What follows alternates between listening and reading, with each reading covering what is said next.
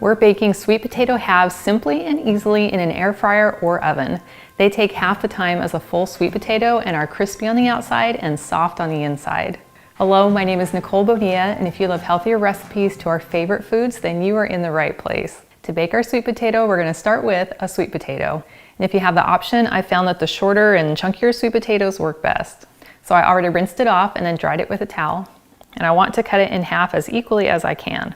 And now we have two sweet potato halves that are pretty even in thickness. And now we have the option of either baking it in the oven or in your air fryer basket. The air fryer takes less time and doesn't quite heat up your kitchen as much, but you can also bake more at a time if you're doing them in the oven, and either method works great. So I'm going to prep this sweet potato to bake in my oven. So all we're going to do is add about half a teaspoon of some light olive oil, but you could use any oil that you like. And then we're just going to rub that right into the flesh side. And we'll repeat for both halves. And then I'll just sprinkle some coarse sea salt on both halves. Then we simply flip them over. And then these are ready to go into a 400-degree oven for anywhere between about 30 to 40 minutes.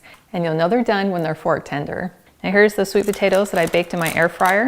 So I first laid them on a sheet of parchment paper that I cut to size. And you can see my little fork marks where I was testing to make sure it was done. And these have been allowed to cool for a few minutes, so we'll go ahead and flip these over. Oh, those look so good. So we have this nice soft flesh that our fork goes right into. And we also have a little bit of tasty caramelization around the sides. And then this is ready to be loaded up with your favorite ingredients, or you can enjoy it as is. So good.